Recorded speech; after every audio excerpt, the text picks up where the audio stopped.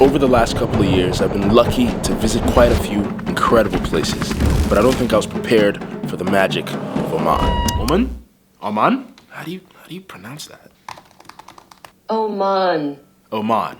Oman. Okay. Anyway, today I'll be sharing with you my first-hand experience of visiting Oman, a country that I'd never heard of before, and why it left such a lasting impression on me. I was in Qatar for the Grand Prix with my friends Connor, Emmett, and Lishin, and we had a few days to spare, so we figured, why not pop over to the stunningly obscure country of Oman.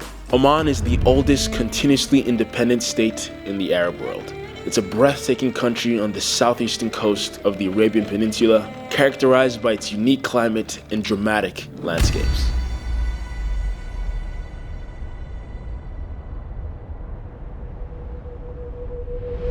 The magic started long before we even landed. The views from my airplane window seat were to die for, a short preview of the insane views to come. As soon as we landed, we were greeted with a very warm reception from the friendly locals, who Connor seemed to be drawn to. You'll soon come to realize that the Omanis are incredibly friendly. They've got a certain hospitality that makes you feel truly cared for. We saw not only cats, but camels, donkeys, and many goats. Okay, so the goal for this short 5-day trip is to truly steep ourselves in Omani culture, to swim in an oasis in the middle of the Omani desert, climb the highest dune we can find, visit the world-famous goat market in all its chaotic yet beautiful glory, and of course, ogle and marvel at the stunning architecture of the mosques. The mosques were truly insane to witness. This is the Sultan Qaboos Grand Mosque. It took 6 years and 7 months to complete the construction of this stunning mammoth, and it shows in every single corner of the 500,000 tons of Indian sandstone that was used in the construction of this thing. The intricacies, the details, truly marvelous. As a matter of fact, I visited the mosque 3 times every single morning we were in Muscat because I simply couldn't get enough. On our last day in Muscat, we headed out to the desert to see if we can find a stunning oasis.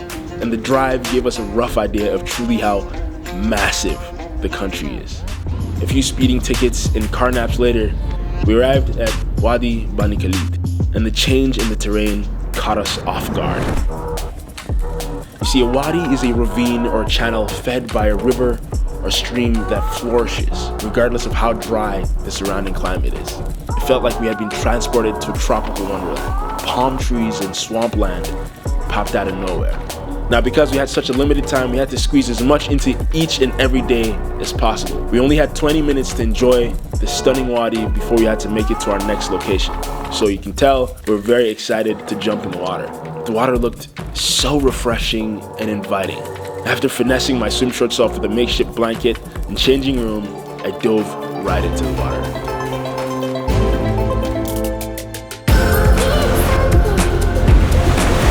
Something about being in the water just reminds you of being a little kid. We scrambled up and down the rocks, passing the camera to each other so we could enjoy cooling off by going on the water slides over and over again. It's so refreshing. Now, it's moments like this that makes a trip truly memorable.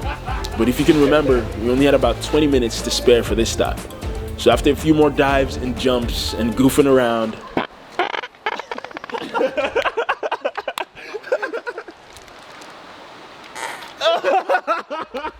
we packed up, trying to make it in time to the desert for sunset on top of one of Oman's many stunning desert dunes.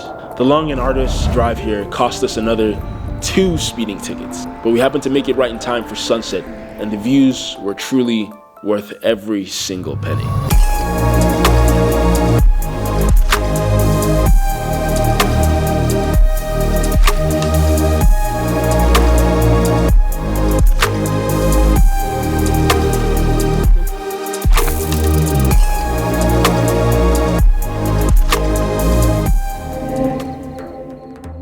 We woke up to the sounds of hustle, bustle, and bleating goats nearby.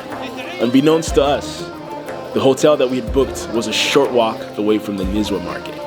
Every Friday morning, farmers and goat herders from all over the Al-Dakhiliya region collect in this tiny square to auction off their fresh produce in the most chaotically yet beautiful manner.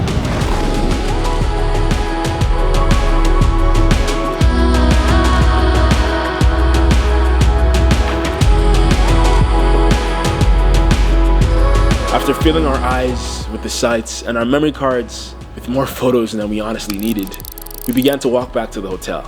And we got stopped in our tracks as we noticed another terrifically Omani thing.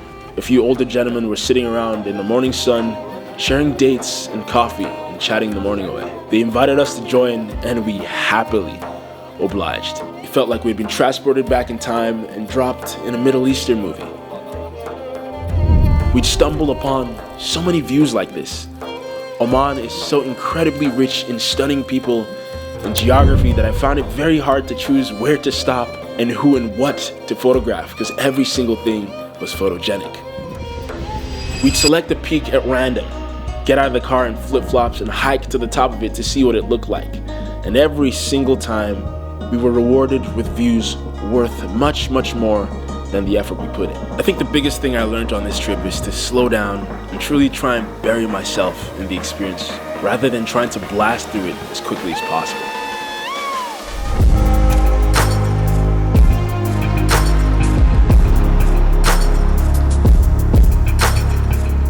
I was continuously surprised with the magnitude and sheer beauty of the views that we'd stumble upon, rather than the ones we actually sought out.